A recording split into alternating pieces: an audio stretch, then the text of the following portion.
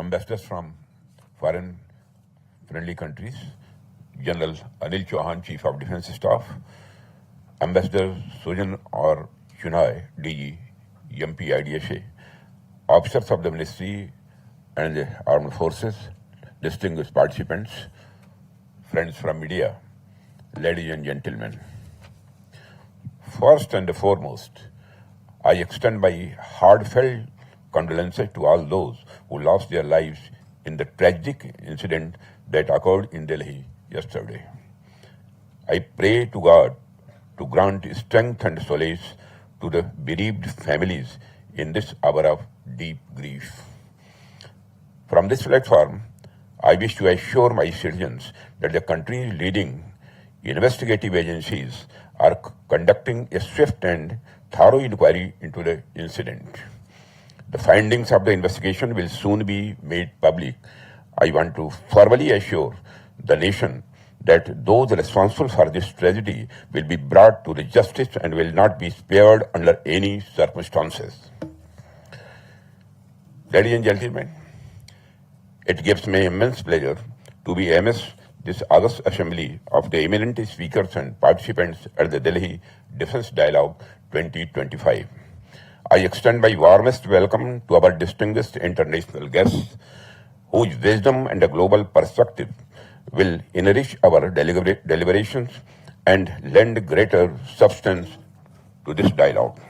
I appreciate the Manohar Parrikar Institute of Defence Studies and Analyses and the Director General Ambassador Sujan Hyundai for leading this edition of the Delhi Defence Dialogue. Firstly, I convey my congratulations on the successful convening of this edition of the Delhi Defence Dialogue. This forum has emerged as a flagship platform for thoughtful deliberations and a strategic engagement on the multifaceted challenges of defence and security. The dialogue brings together informed voices, fresh perspectives, and analytical insights to examine contemporary trends and evolving ideas in a rapidly transforming global environment. I also take this opportunity to wish the Director General, MP-IDSA, scholars, staff, members, and everyone who has been associated with the Institute a very happy 60th Foundation Day. I have been told that it was on this day that IDSA was instituted in 1965 with the vision to promote national and international security through the generation and the dissemination of knowledge on defense and security-related issues. Over the years, MP-IDSA has emerged as one of the finest think tanks, not only in Asia, but also globally, through its in-depth, independent scholarly research, policy guidance, and efforts to enhance strategic thought in the country. I am hopeful that the Institute will continue its excellent work, striving towards its ideals and supporting efforts for the national and international security. The theme of the current edition of the Delhi Defence Dialogue is harnessing new age technology for defence capability development. In light of the prevailing international security environment and the ongoing Operation Sindoor, the choice of the theme is most appropriate. I compliment MP-IDSA for taking the discussion on this subject forward with scholars, practitioners, defense researchers, and industry representatives. Friends, the character of warfare as well as technology has been changing in every era. From the discovery of the gunpowder to the advent of aviation, from the dawn of radar to the age of cyber and space, each generation has witnessed its own technological revolution. It may be true that change feels faster today, but that is only a matter of scale and perception. Technology has always evolved steadily, persistently, and more often than not for the better. What truly matters, therefore, is not just the pace of technological change, but the pace at which we are able to absorb and adapt to it. Ladies and gentlemen, when we speak of the new age technology in defense, it is natural that our minds first go to the disruptive changes in modern warfare, including artificial intelligence, machine learning, quantum computing, swarm technologies, and so on. These are indeed transformative, and India and the world are making bold strides in each of these domains. But to truly interpret this theme, we must look beyond the obvious. I believe the power of technology is not limited to the devices or algorithm, but it lies in its all-encompassing nature, in the way it redefines every process, every system, and every decision that contributes to the national security. New age technologies is not just about what we fight with, but how we prepare, plan, and sustain. It shapes our procurement processes, our logistics networks, our decision framework, and even our training philosophies. Therefore, when I think about this theme of harnessing technology, I interpret it as a call to reimagine the entire defense ecosystem, right from the spark of an idea in a research laboratory to its field validation in the forward bases, from the flow of the materials through our supply chain to the flow of intelligence through our command centers. Technology must serve as a connective tissue that binds it all together. Whether it is designing a next generation radar, forecasting logistics needs through predictive analytics, or shortening decision cycles through digital dashboards, each element must work in harmony with the others. In this sense, harnessing technology is not just about adding new tools. It is about transforming the very basis of our institutions. It is about making them more agile, anticipatory, and adaptive. It is about creating a defense architecture that learns continuously, responds instantly, and evolves relentlessly in tune with the pace of change. Friends, it is but natural to get swept up in the prevailing buzzwords of our times. But I believe that the real revolution lies in the quieter, continuous improvement of the systems that enable faster, cleaner, and more transparent functioning.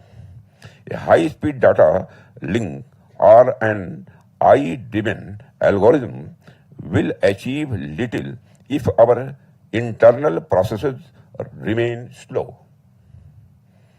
Even the promise of the quantum computing or autonomous systems will remain unrealized if we do not build the human and the institutional capacity to absorb and supply them effectively. The spirit of harnessing new technology must extend to the way we design policy, process information, and make decisions. In that sense, technology is not only a tool, but a culture. It is a way of doing things better and more intelligently. It is about ensuring that the data moves faster than doubt, that decision-making is informed by evidence, and that the soldier, the scientist, and the civil servant all work in synergy through shared reforms. Much of our defense readiness today rests on what might be called invisible technologies, which includes secure data architectures, encrypted networks, automated maintenance systems, and interoperable databases. These may not capture public imagination like a new aircraft or missile or warship, but they determine whether the right equipment reaches the right place at the right time, whether commanders have real-time visibility, and whether systems talk to each other seamlessly. Friends, as I said, technology is not confined to weapons or platforms alone. It also resides in systems that make our institutions work faster, more transparently, and more intelligently. The true test of technological advancement lies not only in what we create, but in how we function. Technology must be seen not only as a force multiplier, but also as a resource optimizer. The true measures of this, the true measure of its impact lies in how efficiently it helps us plan, prioritize, and platform. One area which can serve as an example to internalize this thinking is our capital procurement process.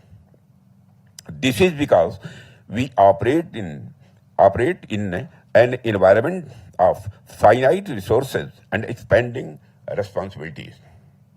Every rupee spent and every system inducted must therefore yield the maximum strategic value. Technology and data analytics must be leveraged to improve decision making and ensure optimal use of every resource. I have been told that in many advanced nations, the concept of life cycle cost is deeply woven into their procurement frameworks. Recently, I have directed that we too must begin to access these sustenances costs right at the inception stage of every procurement proposals. This will help us see the full picture, not only what we invest today, but what we must sustain tomorrow. This will help us in ensuring that every decision we take is both informed and responsible, balancing immediate capability with long-term efficiency. I am confident that there exist many more such global best practices or the process technologies that can further strengthen our systems. My advice to the armed forces would be to remain in a constant state of curiosity and always on the lookout for the best practices across the world, not just in technology related to equipment, but also the new technology related to the aspects of the training, logistics, planning, and the management systems. This institute can play a crucial role in this endeavor by studying, documenting, and disseminating such practices and helping the services adapt them to our national context. In fact, if given a choice, it is far better to import best practices than to import the best equipment. Because once we perfect the process and once our systems are robust, adaptive, and transparent, we will not merely purchase excellence from abroad, we can produce it here at home. And that, friends, brings us to the heart of the matter. Ultimately, the real challenge before any nation is to build systems and ecosystems that make the creation as well as the adoption of the new technology natural, swift, and self-sustaining. If our foundations are strong, our institutions agile, our minds open, and our collaboration seamless, then every new technological wave will not overwhelm us. It will propel us. We will not merely adopt the revolutions made elsewhere, but become the architects of the revolution born here. Therefore, for India, the path ahead is clear. We must move decisively from technology adoption to technology leadership. We can no longer be content with merely catching up to global innovation. We must aim to set the pace and shape the future. Our strength lies not in any single institution, but in our ecosystem of talent, ideas, and partnerships. And we have a young and inventive workforce full of imagination and purpose. And we have a vibrant startup culture that is unafraid to experiment, to take risks, and to challenge convention. Our defense industrial base is expanding with the renewed confidence and the clarity of the direction. The synergy between DRDO, our armed forces, industry, and academia is deepening and creating a virtuous cycle of research, testing, field feedback, and innovation. We must continue to nurture the culture of innovation by giving our scientists and startups both the freedom of imagine and the support to deliver, by encouraging collaboration over silos and speed over procedural inertia. Technology leadership doesn't emerge from isolated brilliance.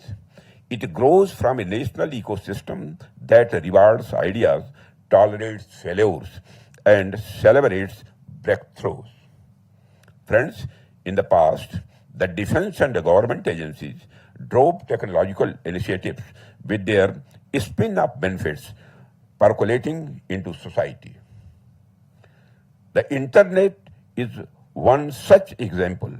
Increasingly, technological innovation is being driven by the commercial world, and defense and the government agencies are adapting such technologies subsequently. The technology is increasingly being democratized. It is encouraging to note the drive and the enthusiasm of the Indian commercial industry towards enhancing the nation's technological threshold. Initiatives like IDEX and the Technology Development Fund are already nurturing a new generation of innovators who see national defense not merely as a sector of employment, but as a mission of our national service. They are the architects of a future where cutting-edge technologies from autonomous systems and the quantum sensors to advanced materials and space-based surveillance will bear the imprint of Indian ingenuity. From young entrepreneurs, MSMEs, to captains of the Indian multinationals, individuals and the companies have displayed the collective will to help achieve the mission of Viksit Bharat and Atmanirbharta. Friends, Atmanirbharta in the digital age goes beyond manufacturing systems within our borders. It extends to digital sovereignty, which means control over the algorithms, data, and the chips that power our platforms. True strategic autonomy will come only when our code is as indigenous as our hardware. We are therefore encouraging secure, indigenous software stacks, trusted semiconductor supply chains, and homegrown artificial intelligence models trained on Indian data.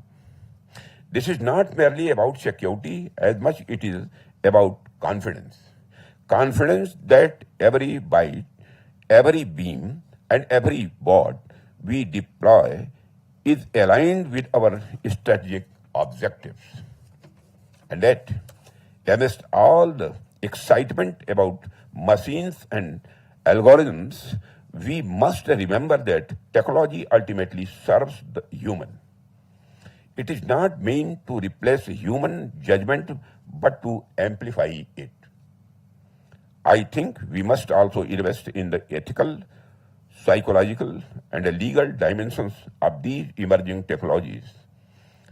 India as a civilizational power can and must lead the conversation on the responsible and the human use of the military technology. Friends, in conclusion, I would like to say that the harnessing new age technologies for defense capability development is not merely about upgrading our arsenal, it is about transforming our entire approach to national security. Technology for us should not be an end in itself. Rather, it should be an instrument of efficiency, of integration, and of empowerment. It is about turning processes into platforms and the systems into ecosystems. It is about ensuring that every investment in technology enhances not only our capability, but also our credibility and confidence as a nation. It must make our forces faster in decision, sharper in response, and stronger in outcome. It must help us use every rupee, every resource, and every idea more intelligently. Friends, our task, therefore, is not only to acquire new technologies, but to create the conditions where technology can thrive through sound processes, agile institutions, and a spirit of collaboration that unites the soldier, the scientist, the startup, and the strategist. That is how India will move from being a consumer of technology to a creator of technology, and from adapting to technological revolutions made elsewhere to shaping revolutions born here. Friends, before I end my address, I extend my very best wishes to all participants of the Delhi Defence Dialogue 2025. I wish you productive deliberations to better understand our technological goals and means to achieve them. Once again, I extend my heartiest compliments and congratulations to the MP-IDSA team for organizing such a vibrant event. Thank you very much. Jai Hind.